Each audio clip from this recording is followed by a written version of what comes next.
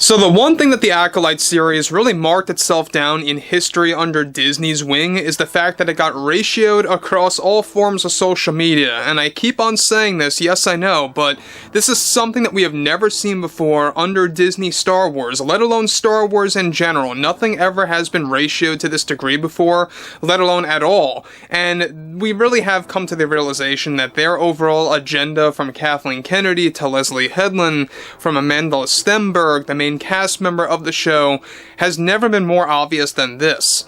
This is Mike Zero. Subscribe if you're new and like this video to see future updates. You can also follow me at Mike01. I thank you also very much for the great and kind support.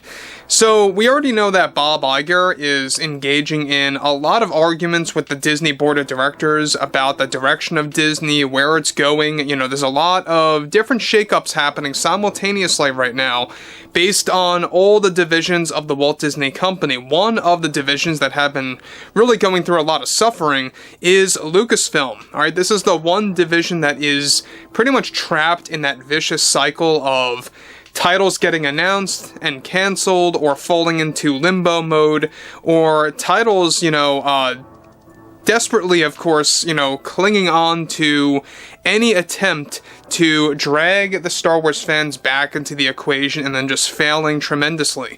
But what's interesting about this is that we know that there's a lot of things going on with Bob Iger and his ongoing phase of desperation to get things back on track. And this is where things begin to get quite pathetic when it comes to Bob Iger's view of the current situation over at Disney. And this is the biggest example of woke on woke, quote unquote. Now let's get into all of this, shall we? Now, with those like Kathleen Kennedy and Leslye Headland endlessly struggling behind the scenes now at Lucasfilm with all the Acolyte Backlash going on, one major development now has much to do with Disney CEO Bob Iger and what he recently did behind the scenes in the midst of all the backlash going on with the Acolyte series. Now, one serious development going on right now behind the scenes at Lucasfilm is how Bob Iger decided to shelve/axe a major budget Star Wars film that was going to be an experiment of introducing the first Star Wars movie to debut on Disney Plus after the Acolyte series that was planned to be written and directed by Leslye Headland. It turns out Bob Iger recently cancelled Headland's own Star Wars movie that was planned to be announced on the official anniversary day of Star Wars, which is May 25th.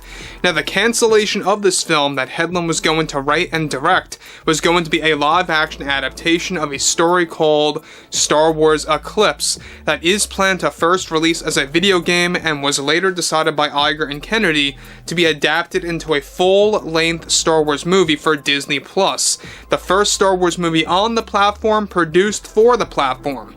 However, after Headland has been getting removed from projects left and right after the Acolyte Backlash becoming too strong even for Disney to handle, Iger decided to take action against the director as a form of damage control and also to reduce the risk of failure with overspending on an unnecessary Star Wars film as Disney moves to engage further in their cost-cutting measures.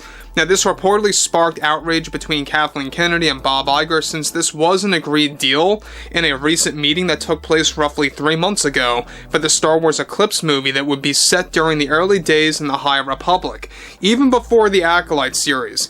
Now, in addition to this, Bob Iger also finalized the plans to cancel the Acolyte Season 2 and the announcement of it for May 25th that was also canceled altogether. It turns out Disney and Lucasfilm intentionally delayed the first trailer from April of 2023 until, of course, just months before the Acolyte's first season release to dial down the anticipated backlash from fans. Now, this decision from Bob Iger is already creating a grudge between Kathleen Kennedy and Bob Iger behind the scenes, as she is in a phase of desperation as well to get this film reinstated to no avail. However, the board of directors have all agreed with Iger's decision to keep this film axed, as even Leslye Headland went way too extreme with her agenda in the Star Wars film that Iger knew would cost him Disney Plus subscribers in the end. Now, the level of the agenda for Star Wars Eclipse, get this, was reportedly on the same level, if not close to it, than the current Doctor Who season on Disney Plus starring Ncuti Gatwa. This was all a plan by Leslye Headland, of course, and Kathleen Kennedy to fully represent DEI in an extreme way, to the point that the board of directors of Disney began to seriously question its direction. Now guys, before I get to the major conclusion about this, let me say one thing about that.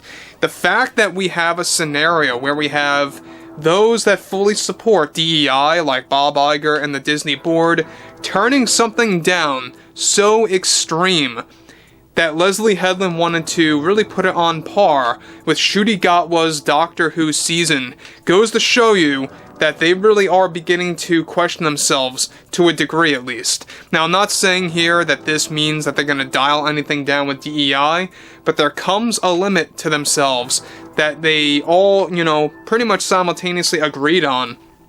That Headland and Kathleen Kennedy's direction for this Star Wars Eclipse movie for Disney Plus was most certainly going to cost them Disney Plus subscribers. I think it would have been a different story, perhaps, if this was going to be a major film release in theaters. This way it would not cost them Disney Plus subscribers per se.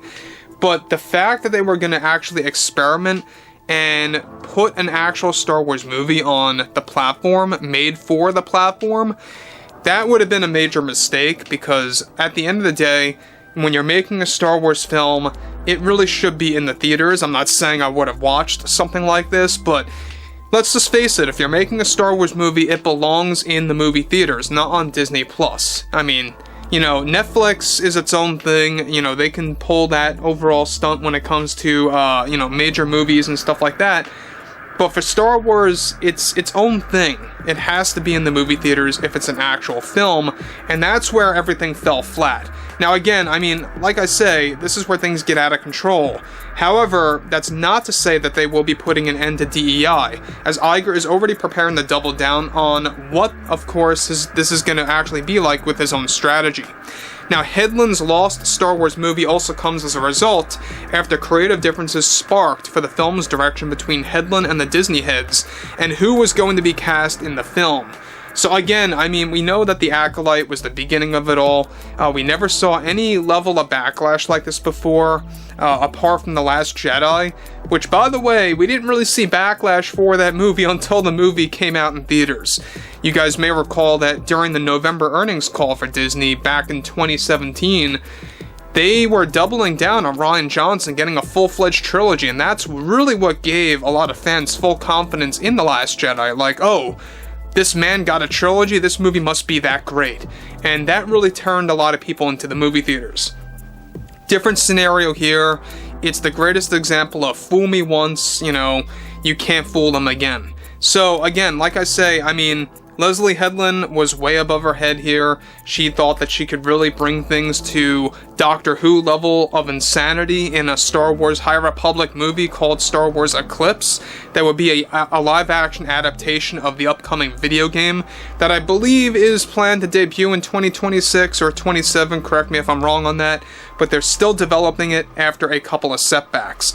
But overall, guys, I would love to hear what you all have to say about this below in the comments, and if you guys did enjoy the content for today, make sure to drop a thumbs up on this video to support the channel, and I will catch you guys later.